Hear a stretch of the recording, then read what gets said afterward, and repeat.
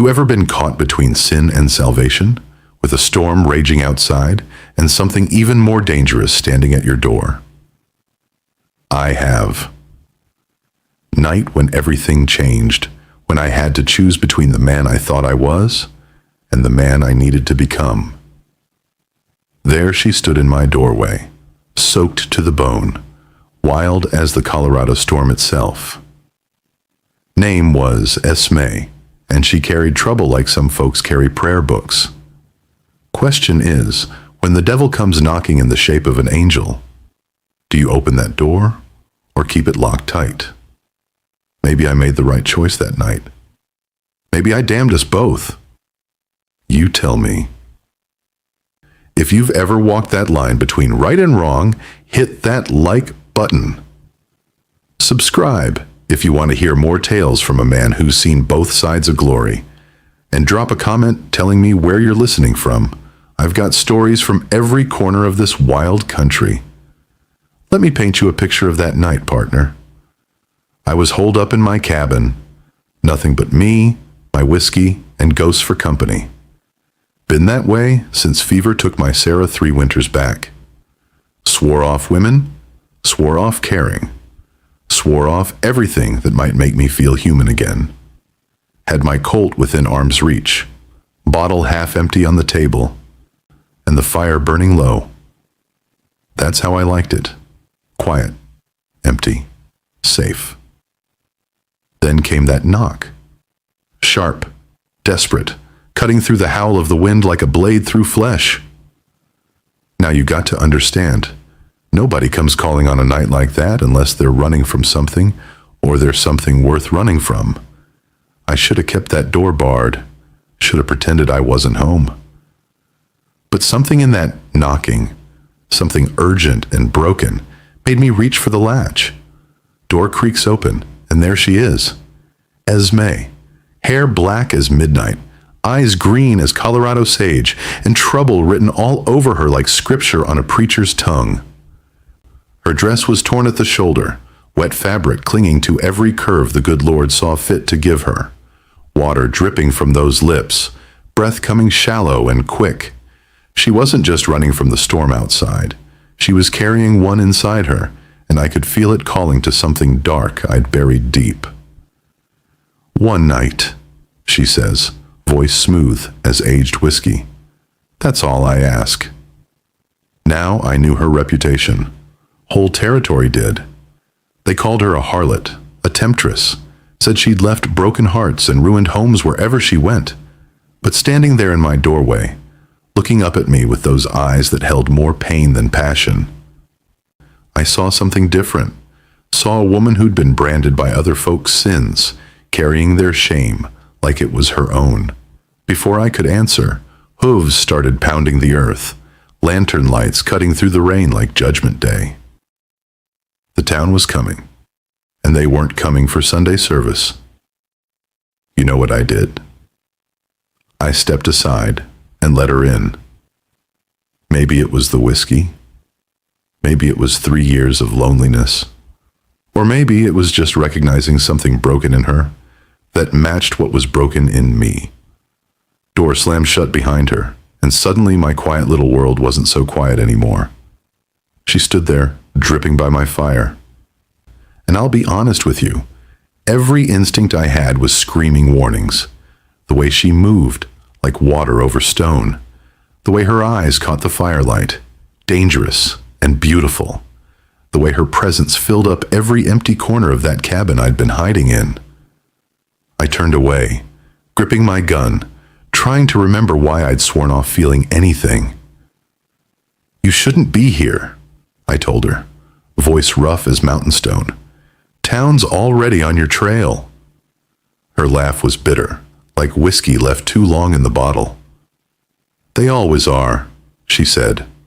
Started wringing out that hair of hers, each drop catching the light. And I found myself watching those drops, instead of watching the door. Dangerous thing, losing focus when there's a posse heading your way. She moved to the hearth, silhouette sharp against the flames, and asked me straight, "You gonna send me back out there? Into their hands? That's when I knew I was in trouble, friend.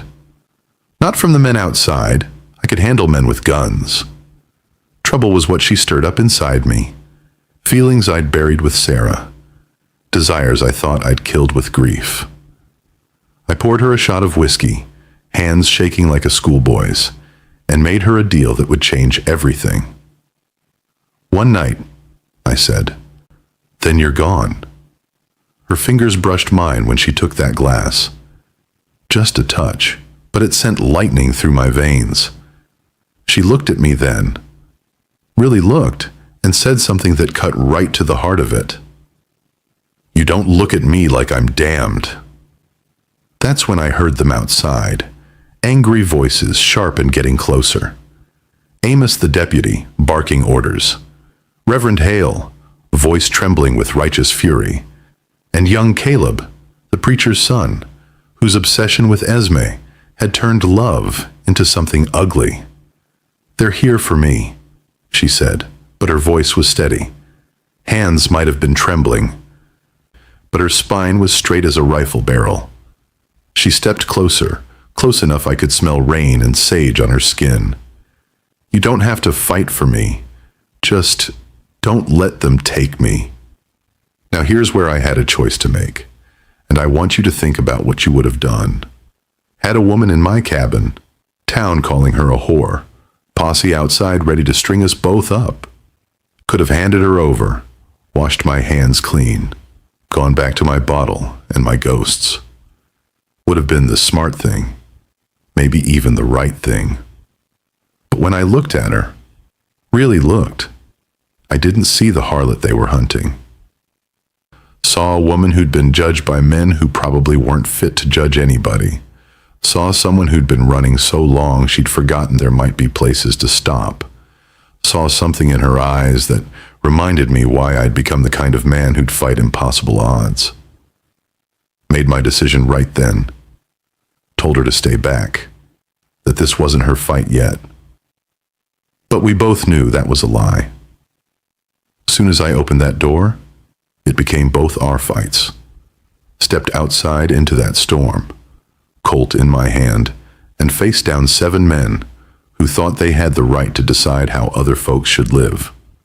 Amos out front, Reverend Hale clutching his Bible like a weapon, and Caleb, poor twisted Caleb, whose love had turned to poison. "You fool!" Amos shouted. "Hand over the harlot, or we'll burn this place to ash." That's when things got interesting. Bullet came through my window, glass spraying like stars.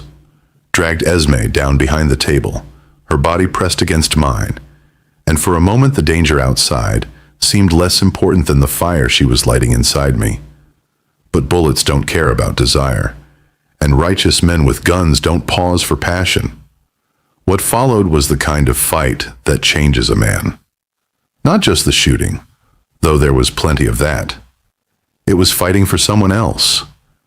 For the first time since Sarah. Fighting not just to survive, but to protect something worth protecting. Esme wasn't just hiding behind that table.